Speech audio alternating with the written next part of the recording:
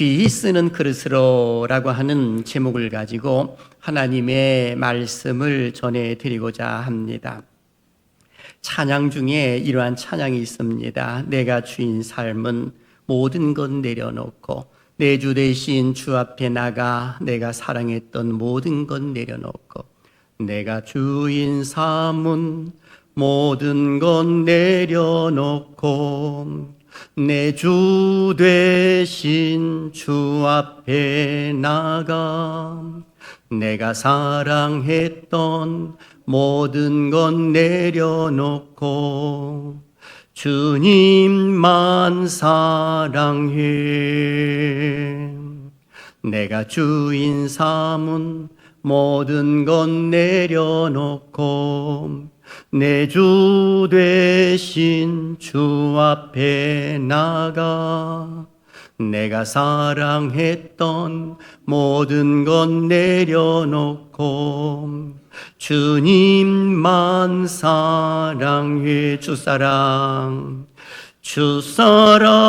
주사랑 거친 풍랑에도 깊은 바다처럼 나를 잠잠케 해. 주사랑 내 영혼의 반석 그 사랑 위에 서리. 이 찬양의 가사를 보면 전반적인 요점은 하나입니다. 내 인생의 주인은 하나님이십니다 라고 하는 그런 고백입니다. 실로 그러합니다. 우리 인생의 주인은 내가 내 인생의 주인인 것 같습니다만은 실상은 자기 인생의 주인은 이 내가 아님을 우리는 많은 사람들이 죽어가고 있다든지 아니면 고통당하는 모습을 우리는 보면서 알게 됩니다. 그런 거로 우리 인생의 주인은 누구냐라고 했을 때에 하나님이시다라고 하는 것을 잊어서는 안 되는 것입니다. 그래서 우리가 세상 속의 삶을 살면서 나를 주장하시고 나를 이끌어 주시는 분은 하나님이시구나라고 하는 것을 먼저 인지를 하고 그리고 하나님 앞에 내가 쓰임받고 있는 것에 대하여서 감사하는 마음을 갖는 것이 무엇보다도 필요하다라고 하는 것입니다. 그래서 오늘 본문 말씀도 보게 되면 이 주인 되신 하나님께서 하나님 나라에는 다양한 용도의 그릇이 있음을 알려주는 그 모습이 성경 속에 기록이 되어 있습니다. 무엇보다도 사도 바울은 믿음의 아들 디모데에게 이 권면의 말씀을 하면서 오늘 본문 속에 기록되어 있는 것은 바로 귀히 쓰는 그릇이 되라라고 이렇게 권면을 합니다. 그래서 오늘 본문 20절 같이 읽어볼까요? 시작. 큰 집에는 금그릇과 은그릇뿐 아니라 나무그릇과 질그릇도 있어 귀하게 쓰는 것도 있고 천하게 쓰는 것도 있나니. 아멘. 이 구절을 보면 하나님으로부터 쓰임받는 것에 대해서 단 두 가지로 말씀하고 있습니다. 첫째는 천하게 쓰는 것이고 두 번째는 귀하게 쓰는 것입니다. 귀하게 쓰는 그릇이다 라고 말했을 때는 하나님께서 영광 받기 위해 준비된 국률의 그릇을 일컬어 말하는 것입니다. 그러면 천하게 쓰는 것은 대체 뭐냐라고 말했을 때에 우리가 잘못 오해하게 되면 멸하시기로 준비된 진노의 그릇이다라고 이렇게 생각할 수도 있는데 전혀 그거는 아닌 것입니다. 문맥으로 보게 되면 그런 내용을 이야기하고 있지 않기 때문에 그런 것이거든요. 그래서 큰 집의 그릇의 비유는 구원과 멸망이라고 하는 절대적 차이를 언급한 것이 아니라 귀함과 천함에 대한 것들을 오늘 본문은 기록을 하고 있기 때문에 그런 것입니다. 그런 거로 금이라든지 은이라든지 나무라든지 아니면 질그릇으로 이렇게 그릇을 비유하고 있는 그 모습 속에서의 이 초점이 대체 무엇인가라고 하는 것을 보면 쉽게 답이 나오고 있습니다. 그 초점은 다른 것이 아니라 어떻게 쓰임받느냐라고 하는 것에 초점이 있는 겁니다. 그래서 사랑하는 이 디모데를 향하여 사도 바울은 너는 금그릇이 되라 이렇게 말하지를 아니하고 하나님이 쓰시는 귀한 그릇이 되라라고 이렇게 말을 하고 있는 겁니다. 이런 관점에서 보게 되면 오늘 우리들도 하나님께서 귀하게 쓰고 있는 것에 대하여서 감사하는 마음을 갖는 것이 무엇보다도 필요하다라고 하는 겁니다.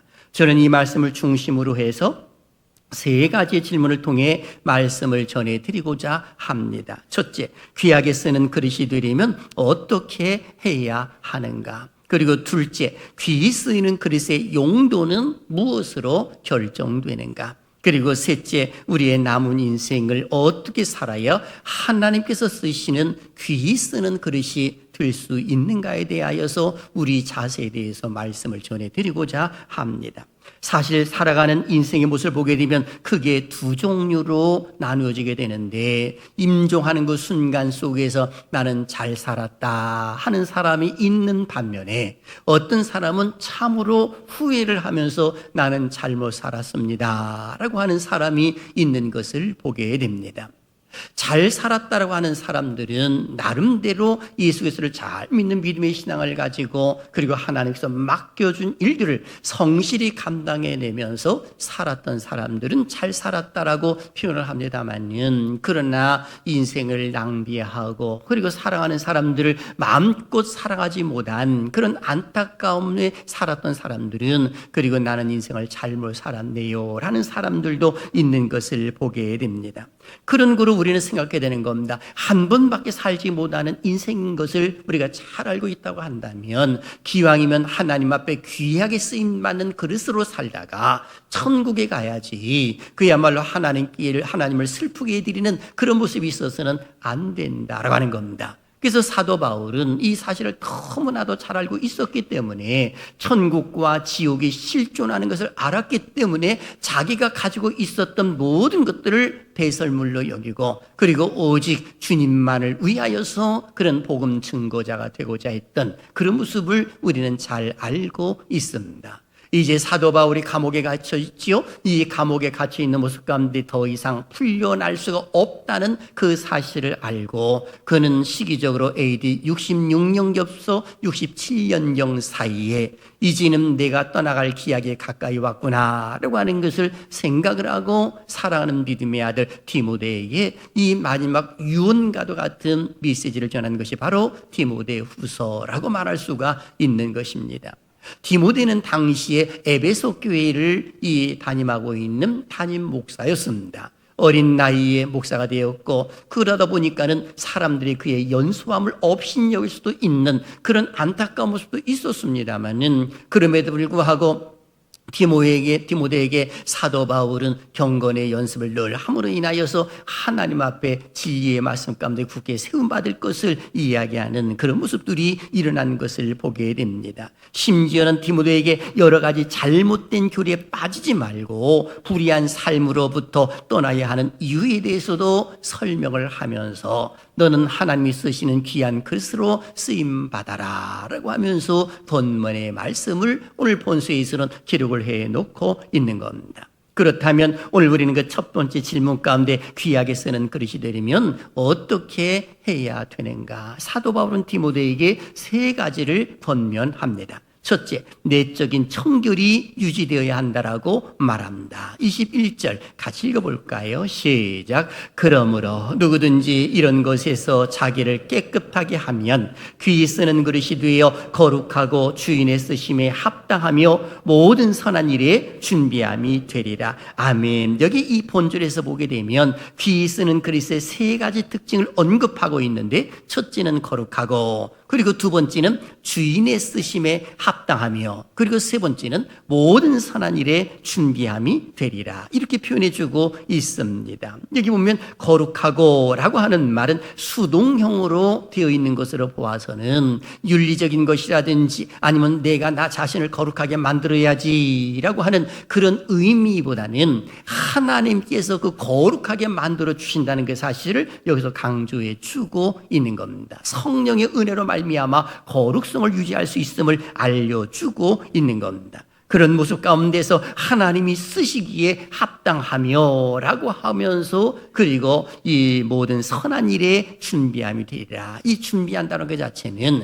주님의 영광을 드러내는 것을 걸어 말해주고 있는 겁니다. 그래서 만반의 준비가 되어 있어야 되는 상태를 걸어 말해주고 있는 겁니다. 한마디로 말하게 되면 내적인 청결을 유지해야 되는데 그 거룩성을 유지하라. 즉 성령님을 전폭적으로 의지하라 라고 이렇게 강조할 수가 있는 겁니다. 이것이 첫 번째입니다. 그리고 두 번째는 피할 것은 피하고 따를 것은 따라야만이 귀하게 쓰는 그릇이 될 수 있다라고 강조합니다. 22절을 보십시오. 다 같이요. 시작. 또한 너는 청년의 정욕을 피하고 주를 깨끗한 마음으로 부르는 자들과 함께 의와 믿음과 사랑과 화평을 따르라. 아멘. 여기 보니까 이 사도 바울은 디모데에게 피할 것은 피하고 그리고 따를 것은 따르라 이렇게 강조를 해주고 있습니다. 그렇다면 무엇을 피하라고 말했을까요? 바로 청년의 정욕입니다. 이 청년의 정욕이라고 말을 했을 때에 당시에 보편적으로 알고 있는 바로 그런 욕구를 가리켜 말하는 겁니다. 즉 성적 욕구를 비롯한 쾌락과 권력 그리고 보다 보편적인 소유 등등 여러 가지를 이야기할 수가 있는 것인데 이런 것들을 피하고 그리고 주를 깨끗한 마음으로 부르는 자들과 함께 그러니까 하나님을 잘 섬기고 있는 자들과 함께 따를 것을 따라야 되는데 의와 믿음과 사랑과 화평을 따르라 라고 이렇게 기록을 해놓고 있는 겁니다. 믿음이라고 하는 것은 하나님을 믿는 믿음의 신앙을 온전히 신뢰할 것을 강조해주고 있는 것이고 그리고 의라고 말했을 때는 하나님으로 말미암아 얻어지는 의를 잘 간직할 것을 말함과 동시에 사랑이라고 말했을 때는 아가페를 쓴 것으로 보아서는 하나님께서 우리를 사랑하셨을 때에 무조건적으로 사랑한 것처럼 하나님의 그 사랑을 내가 입었으니 이제 주변에 있는 사람을 무조건적으로 사랑하고 화평을 따르라 즉 화목하라 라고 이렇게 강조해 주고 있는 겁니다. 그러면 귀하게 쓰는 그릇이 될 것이라고 사도 바울은 권면해 주고 있는 겁니다. 그리고 세 번째는 논쟁과 다툼을 피해야 할 것을 말합니다. 23절을 보십시오. 어리석고 무식한 변론을 버리라. 이에서 다툼이 나는 줄 알미라 라고 기록하고 있습니다. 이 말씀을 보게 되면 어리석고 무식한 그리고 변론을 그리고 다툼이 이 단어 하나하나가 모두가 단수형으로 되어 있는 것이 아니라 복수형으로 되어 있는 겁니다. 좀 더 쉽게 말하게 되면 공동체를 이루어가고 있는 모습 가운데 끊임없이 어리석고 무식한 변론들이 계속 일어날 것인데 이런 것으로 인하여서 너는 싸우지 말고 다투지 말고 여기에서 이것을 피하라 라고 이렇게 이야기를 해주고 있는 겁니다. 여기 나와 있는 어리석고 무식한 변론이란 문자적으로 보게 되면 훈련되지 않는 또는 교육되지 않는 이라는 뜻입니다. 즉 교육도 받지 못하고 훈련되지 아니한 그런 사람들과 논쟁도 하지 말고 변론하지 말아라. 조금 쉽게 말하게 되면 초등학교 4학년 학생과 그리고 대학생이 이 숫자의 개념을 가지고 싸우는 모습과 비슷한 모습이 일어날 수가 있는 겁니다. 초등학교 4학년 아이는 그야말로 숫자의 개념을 할 때의 미적분 같은 것이라든지 이런 것들을 잘 모르잖아요. 그런데 대학을 졸업한 사람은 어느 정도 알고 있단 말이죠. 그런데 이 그야말로 초등학생이 이거 맞다라고 막 주장하는 모습 가운데 논쟁하는 것은 어리석다. 그러니까 지금 여기서 말하고 있는 이 그야말로 훈련되지 않는 교육되지 않는 사람들과 논쟁하는 것은 옳지 못하다. 이렇게 말하고 있습니다. 그렇습니다. 사도 바울은 믿음의 아들 디모데에게 하나님으로부터 귀하게 쓰임받기 위하여서 세 가지를 강조했습니다. 내적인 청결, 거룩성을 유지해야 하고 피할 것은 피하고 따를 것은 따르고 논쟁과 다툼은 피하도록 해라 라고 하면서 권면의 말씀을 전해주고 있는 겁니다. 실제로 디모데에게 권면을 하는 사도 바울의 삶을 보게 되면 그는 늘 자기 내면을 지키려고 노력을 했습니다. 어떤 경우는 로마서 8장을 보게 되면 오라 나는 곤고한 사람이로다 이 사망의 몸에서 누가 나를 건져내랴 하면서 그는 고통 가운데 있었습니다마는 독생자 예수 그리스도를 믿는 믿음의 신앙 안에 머물므로 인하여서 그 누구도 나를 정죄할 수가 없다라고 하는 것을 깨달으면서 자기를 관리했던 그런 모습이 있었습니다. 심지어는 복음을 전하다가 많은 핍박을 당했지요. 어려움을 당했지요. 어떤 경우는 죽을 위기까지 당하는 모습 가운데 싸우지를 않습니다. 있습니다. 그리고 그들과 논쟁도 하지를 아니하고 오히려 그 자리를 회피함으로 인하여서 하나님을 향한 덕을 세워나가는 그런 모습이 실제로 사도 바울에게는 있었습니다. 바로 순교당하는 그 시점 가운데서도 역시 그런 모습이 있었고, 그는 많은 수고를 했습니다마는 결코 자기가 한 것이 아니라 하나님의 은혜로 된 것이라고 그는 고백한 바가 있습니다. 우리가 잘 알고 있는 고린도전서 15장 10절 읽어볼까요? 시작. 그러나 내가 나된 것은 하나님의 은혜로 된 것이니 내게 주신 그의 은혜가 헛되지 아니하여 내가 모든 사도보다 더 많이 수고하였으나 내가 한 것이 아니요 오직 나와 함께 하신 하나님의 은혜로라. 아멘. 모든 것이 하나님의 은혜로 그는 해나갔다라고 표현을 해주고 있습니다. 이렇게 살았던 사도 바울이 자기 믿음의 아들, 사랑하는 믿음의 아들 디모데에게 지금 권면을 주는 그런 모습이 일어났던 것입니다. 그렇다면 우리는 두 번째 질문해 봅니다. 귀 쓰는 그릇의 용도는 무엇으로 결정이 될까요? 바로 이것은 다른 것이 아니라 20절을 다시 한번 보십시오. 큰 집에는 금그릇과 은그릇뿐 아니라 나무그릇과 질그릇도 있어 귀하게 쓰는 것도 있고 천하게 쓰는 것도 있나니 라고 성경은 기록을 해놓고 있습니다. 여기에서 큰 집 하게 되면 무엇을 의미하고 있을까라고 하는 겁니다. 바로 영적으로 보게 되면 교회의 공동체를 가리켜 말하는 겁니다. 교회의 공동체 안에는 큰 집 아니겠습니까? 그 큰 집 안에는 여러 모양으로서의 그릇이 있다는 그 사실을 알려주고 있는 겁니다. 중요한 것은 그 큰 집에 있는 그릇들이 다 동일하게 쓰임받는 것이 아니라 그 주인의 합당한 용도에 따라서 쓰임을 받는다라고 하는 그 사실을 알려주고 있는 겁니다. 좀 더 쉽게 이야기하게 되면 여러분 한번 생각해 보십시오. 금그릇이 있고 은그릇이 있고 나무그릇이 있고 질그릇이 있습니다. 된장찌개가 막 부글부글 끓고 있습니다. 그러면 그 된장찌개를 어디에다 담는 것이 옳겠습니까? 금에다 담을까요? 아니면 은에다 담는 것이 옳을까요? 아니지요. 질그릇에 담는 것입니다. 부글부글 끓는 된장찌개는 뚝배기에 담는 것이 가장 좋은 거 아니겠습니까? 바로 그런 모습처럼 말입니다. 용도에 맞게, 그 주인의 용도에 맞게 쓰임다는 그 사실을 알려주고 있는 겁니다. 그렇다면 그 질그릇은 왜 나를 이렇게 만들었습니까? 왜 나를 이렇게 씁니까? 라고 해서 반문할 수 있느냐? 반문해서도 안 된다라고 말하고 있습니다. 그래서 로마서 9장 로마서 9장 20절과 21절은 이렇게 기록합니다. 이 사람아, 내가 누구이기에 감히 하나님께 반문하느냐? 지음을 받은 물건이 지은 자에게 어찌 나를 이같이 만들었느냐 말하겠느냐? 토기장이가 진흙 한 덩이로 하나는 귀 쓸 그릇을, 하나는 천이 쓸 그릇을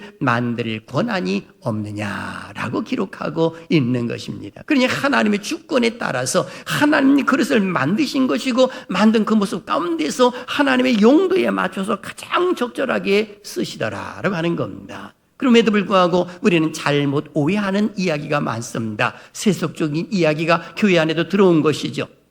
나는 금그릇으로 태어나지 못했어. 흙수저로 태어났어. 이렇게 생각하는 사람들의 의외로 참 많습니다. 금수저로 태어났더라면 내가 이렇게 살지 않을 텐데, 아니죠. 하나님을 믿는 믿음의 사람들은 그런 모습을 갖는 것은 옳지 못합니다. 하나님이 어떤 용도에 어떻게 쓰실는지 모르기 때문에, 하나님께서 우리를 지으셨고 지으신 분은 하나님이시기 때문에 하나님께서 원하시는 대로 쓰임받는 것이 무엇보다도 중요하다 라고 하는 겁니다. 그래서 큰 집에는 큰 그릇이 여러 가지 그릇이 있음으로 인하여 하나님의 필요에 의해서 쓰시는 거죠. 어떤 사람은 찬양을 잘 부름으로 인하여서 찬양의 인도자로, 성가대로, 그리고 어떤 사람은 권면하는 일 잘함으로 인하여 사람들 향하여서 권면을 하고, 어떤 사람은 전도를 잘함으로 인하여 전도하는 일로, 그리고 어떤 사람은 바로 예배 드리는 자의 자세로서의 하나님 앞에 귀하게 쓰임받는 그런 사람들도 있는 겁니다. 즉 하나님께서 용도에 맞게끔 쓰시더라라고 하는 겁니다. 주인의 쓰심에 우리가 할 수 있는 일이 뭐냐 했을 때 아멘 하는 것밖에 없는 것이죠. 그래야만이 하나님의 은혜가 되고 복이 되는 그런 모습이 있는 겁니다. 중요한 것은 우리는 모두가 다 질그릇이거든요. 깨어지기가 참으로 쉬운 그릇이에요. 그런데 이 질그릇 속에 누가 담겨져 있느냐? 보배가 담겨져 있는 겁니다. 그래서 그 질그릇이 참으로 소중하게 되는 것이거든요. 그래서 고린도후서 4장 7절을 보십시오. 우리의 모습입니다. 시작. 우리가 이 보배를 질그릇에 가졌으니 이는 심히 큰 능력은 하나님께 있고 우리에게 있지 아니함을 알게 하려 함이라. 아멘. 바로 이 보배를 질그릇에 가졌다라고 사도 바울은 고백을 하고 있습니다. 다만 중요한 것은 이 질그릇 속에 보배이신 예수 그리스도가 담겨져 있기 때문에 성도들은 참으로 소중하고 존귀한 자들이 되는 겁니다. 그래서 우리는 한순간이라도 이것을 잊어버려서는 안 되는 것이죠. 그래서 시인은 시편 16편 3절에서 이렇게 말합니다. 땅에 있는 성도들은 존귀한 자들이니 나의 모든 즐거움이 그들에게 있도다 라고 기록하고 있는 겁니다. 그러니 이 성도들은, 이 세상에 있는 모든 성도들은 존귀한 자들이다 라고 이렇게 말할 수가 있는 겁니다. 중요한 것은 그 그릇 자체보다도 그 안에 담겨져 있는 내용물이 무엇이냐라고 하는 것이 가장 중요한 것처럼 금과 은과 나무와 질그릇 그 용도는 다 어떻게 쓰임받는 것에 따라서 다른 것이고 주인이 쓰시는 것이 합당한 모습이고 내용물이 뭐냐? 바로 예수 그리스도가 우리가 모시고 있기 때문에 우리는 소중한 사람이다 라고 하는 겁니다. 그래서 우리는 이렇게 선포가 되는 거예요. 나는 존귀한 자다. 나는 복받은 사람이다 라고 말입니다. 한번 따라 하실래요? 나는 복받은 사람입니다. 시작. 나는 복받은 사람입니다. 아멘. 이 은혜가 함께 하시기를 주님의 이름으로 축원합니다. 그렇다면 이제 우리는 어떻게 살아야만이 하나님께서 귀하게 쓰시는 그릇으로 사용될 수가 있을까라고 하는 겁니다. 우리의 자세 두 가지를 꼭 기억하십시오. 첫째, 하나님께서 쓰시기에 합당한 자로 늘 준비하고 있어야 합니다. 좀 더 쉽게 말하게 되면 준비되어 있는 자와 준비하고 있지 아니하는 자는 전혀 다른 삶을 살아갑니다. 왜 그렇습니까? 우리 주님께서는 반드시 이 땅에 재림하실 것이기 때문에 그래요. 그래서 오늘 보면 21절에서도 모든 선한 일에 준비함이 되리라 이렇게 표현해주고 있는 것이거든요. 그렇게 무엇을 준비하느냐라고 말했을 때에 우리 주님께서 오실 것을 우리가 알고 있으면서 마라나타의 신앙으로 우리는 정결한 신부가 되는 모습 가운데서의 준비함과 동시에 우리 주님께서 나를 쓰시고자 하실 때에 아멘 하고자 하는 순종의 모습으로 준비를 하고 있어야 되더라라고 하는 것입니다. 이를 위해서 두 가지를 기억해야 되는 것입니다. 첫째는 성령의 충만함입니다. 기억나시죠? 에베소서 5장 18절에 술 취하지 말라 이는 방탕한 것이니 오직 성령으로 충만함을 받으라 라고 기록하고 있습니다. 여기서 술 취하지 말라라고 하는 말을 보면 한 잔, 두 잔 먹는 것을 가리켜 말하는 것이 아닙니다. 원문을 보게 되면 술에 흠뻑 젖은 상태를 가리켜 말하는 것이거든요. 그러니까 이것을 술 취하지 말라. 이 술에 푹 빠져 있는 사람, 바로 그 모습과 성령으로 충만한 모습을 대비시켜 놓고 있으면서 성령 충만함과 술 취함은 거의 흡사한 모습이 있음을 알려주고 있는 겁니다. 즉 술에 취해 있으면 술의 지배를 받는 것이고 성령의 충만한 모습이 있으면 성령의 지배를 받더라는 것입니다. 그런 거로 준비되기를 원하는 사람들은 바로 이런 모습을 가지고 있었을 때 우리 주님께서 언제든지 어떻게 하라 하게 되면 아멘 하고 순종하게 된다는 겁니다. 어디 그것뿐입니까? 내적으로도 준비를 잘해야 된다는 것이죠. 디모데후서 2장 16절과 17절 보게 되면 당시에 이 후메네오와 빌레도라고 하는 사람이 있었는데 이 사람들이 잘못된 가르침을 주는데도 거기에 따르는 사람들이 있었습니다. 그래서 망령되고 헛된 말을 버리라. 그들은 경건하지 아니함과 점점 나가라니 그들의 말은 악성 종양에 퍼져나간 것 같은데 그 중에 후메네오와 빌레도가 있느니라 라고 성경은 기록을 해놓고 있습니다. 그러니 그들은 잘못된 가르침을 따르고 있는 사람도 있었는데 절대로 그런 가르침에 빠지지 않도록 하라라고 하는 것을 알려주고 있는 겁니다. 그런 걸 우리는 생각해 보는 것입니다. 아, 하나님이 나를 쓰시기에 합당한 자로 우리는 성령 충만해야 되고 그리고 자신을 더럽히지 않는 그 모습을 갖는 것이 옳은 겁니다. 그래서 여기 나와 있는 것처럼 망령되고 헛된 말을 버리라. 논쟁이나 싸움이나 다툼이나 이런 것들 다 버리라는 것이지요. 자신을 더럽힌다라고 말씀할 때에는 교리적인 것을 가르쳐 말하는 겁니다. 잘못된 것을 가르치는 것에 귀 기울이고 거기를 따르는 것은 어리석다라고 하는 그 사실을 사도 바울은 강조해 주고 있는 겁니다. 그래서 우리는 늘 준비된 자로 삶을 살면 주일 예배 잘 드리죠. 빠지지 않지요. 왜? 준비되고 있으니까 말입니다. 마치 군인들이 강한 훈련을 받는 이유가 무엇입니까? 전쟁이 일어나면 한 번 쓰기 위하여서 그 군인들에게 많은 돈을 투자하는 것 아니겠습니까? 하나님께서 우리를 쓰시기 위하여서 우리는 늘 준비하고 있는 겁니다. 오늘은 예배 드리는 날이다 하게 되면 아멘 하고 주님 존전에 나와서 예배를 드리고, 이제 우리가 전도하는 시간이다 아멘 하면서 우리는 또한 이 현장에 나가서 전도도 하는 그런 모습이 있어야 되는 것 아니겠습니까? 그리고 두 번째는 나는 최고의 복을 받은 사람임을 확신하는 삶을 사는 겁니다. 건성으로 나는 복받은 사람이다 이것이 아니라 이것을 믿음으로 확신하는 삶, 바로 이것이 중요한 겁니다. 왜 그렇습니까? 세상에서 가장 큰 복이 무엇입니까? 질그릇 속에 보배가 담겨져 있는 것이 가장 큰 복 아니겠습니까? 예수 그리스도를 믿는 것처럼 더 큰 복은 없습니다. 이 세상은 내가 많은 권력을 가지고 있고 모든 부를 소유했다 하더라도 예수님을 믿지 못하게 되면 지옥 가기 때문에 아무런 의미가 없는 겁니다. 억만금을 얻은들 내 영혼이 구원받지 못하는데 무슨 의미가 있겠습니까? 그런 거로 우리는 예수 그리스도를 믿는 믿음의 신앙을 갖고 있는 것에 우리는 감사해야 되고요, 복받았다는 그 사실을 절대로 잊어서는 안 된다라고 하는 겁니다. 그래서 하나님이 나를 쓰실 때에 하나님께서 나를 이제 쓰시는구나 라고 하는 것에 대해서 감사하는 모습을 갖는 것이 옳은 거죠. 마치 모세도 80세가 되었는데도 그야말로 하나님이 찾아오셔서 모세를 이끌어 이 이스라엘 백성들을 애굽에서 이끌어내도록 만드는 그런 모습이 나오지 않습니까? 물론 모세는 처음엔 거절을 합니다. 그러나 능력의 하나님께서 함께 하시겠다고 하는 그 모습 가운데 이적을 보여주시지 않았겠습니까? 내 손에 있는 것이 무엇이냐? 지팡이입니다. 지팡이를 내려놓아라 그랬더니 뱀이 되는 겁니다. 다시 꼬리를 잡으라 다시금 지팡이가 됩니다. 하나님의 능력이 함께 할 것이라는 그 사실을 알려줬을 때에 80이 되었던 모세, 나이가 많지만 바로왕 앞에 가서 내 백성을 내보내라 하면서 명령을 내리고 그리고 10가지 이적을 보여주는 그런 모습이 일어났던 것 아니겠습니까? 그런 거로 오늘 우리들도 똑같은 것입니다.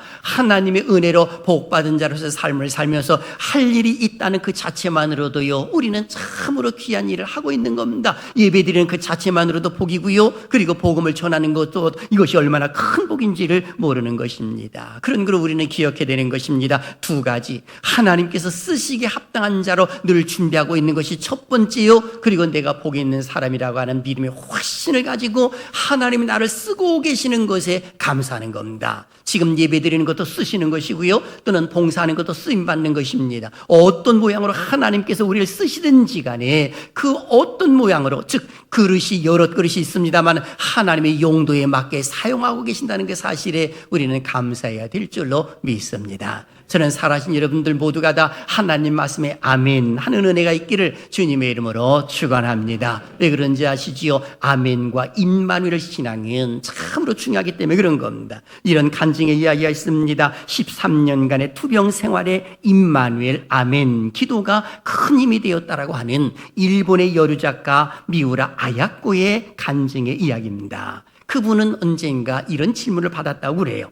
기독교에는 불교에서와 같이 연불은 없습니까? 나무아비 타불이라든지 뭐 그런 것 없습니까? 그래서 여기에 대해 설명을 했답니다. 기독교에는 엄밀히 말하면 그런 것은 없습니다만은 비슷한 것은 있지요. 그것은 바로 내가 경험한 것인데 임마누엘과 그리고 이 아멘입니다 하면서 임마누엘은 하나님이 우리와 함께 하심이라는 뜻이고 아멘은 그렇게 될 줄로 믿습니다 라고 하는 이야기입니다 하면서 설명을 해 주었다고 합니다. 그리고 본인도 임마누엘 아멘 하면서 이 고백을 했을 때 13년간의 그 투병 생활을 끝을 맺고 그리고 회복이 되었다라고 하는 간증의 이야기인 것입니다. 여러분 아멘 하게 되면 그렇게 될 줄로 믿습니다. 사랑하시는 여러분, 하나님을 가까이 하는 것이 얼마나 큰 복인지 시편 73편 28절 다 같이요. 시작. 하나님께 가까이 함이 내게 복이라. 내가 주 여호와를 나의 피난처로 삼아 주의 모든 행적을 전파하리이다. 아멘. 그렇습니다. 하나님을 가까이 하는 것이 복이기 때문에 이제 그것으로 끝나지 아니하고 세상 속 힘들고 어려우면 하나님께 피난처를 삼아서 글로 숨어들고 우리 하나님이 이끌어 주시는 대로 우리가 간증을 하고 전파할 수 있는 그런 모습이 있다면 이것처럼 더 좋은 일이 없는 것입니다. 사랑하신 여러분, 하나님께서 우리를 부르셨습니다. 귀 쓰임 받는 것에 우리는 감사해야 될 줄로 믿습니다. 특히 교회 안에는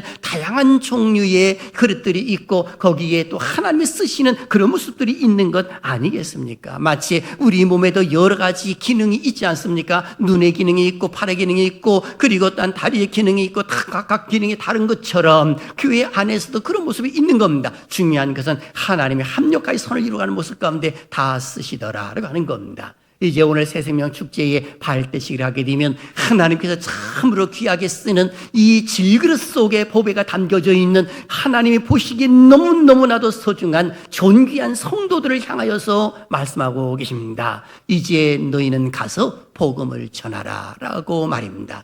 여기 아멘 하시겠습니까? 아니면 못 들은 척 하시겠습니까? 우리는 아멘 해야 될 줄로 믿습니다. 왜 그렇습니까? 내 인생이 긴 것 같지만 길지 않기 때문에 그런 겁니다. 저는 이 말씀을 묵상을 하면서 사도 바울이 디모데를 열망하고 보고 싶어 했던 그런 모습이 머릿속에 떠오르더라고요. 그러면서 저도 모르는 사이에 눈물이 흘렀습니다. 사도 바울이 감옥에 갇혀 있으면서 디모데에게 편지를 보내면서 마지막으로 했던 말이 있습니다. 디모데후서 4장 21절에 너는 겨울 전에 어서 오라. 얼마나 많이 보고 싶었는지 너는 겨울 전에 어서 오라. 내가 곧 죽을 것 같고 이 겨울이라고 말했을 때에는 계절적인 의미도 포함되어 있습니다만은 이제 머지않아 내가 죽을 것 같다라고 하는 순교의 만열 속에서는 그 모습을 직감했기 때문에 그런 겁니다. 그래서 디모데에게 겨울 전에 어서 오라. 여러분, 내 인생의 겨울이 오기 전에 우리는 한 영혼 이상씩이라도 이 복음을 전해서 그 사람들이 이 예수를 믿는다고 한다면 천국에서 그 상급이 얼마나 크겠습니까? 바라기는 이 한 주간에 참으로 귀 쓰는 그릇임이 바로 나 자신인 것을 잊지 말고 하나님께 영광 올려드리는 이 한 주간 되시기를 주님의 이름으로 축원합니다.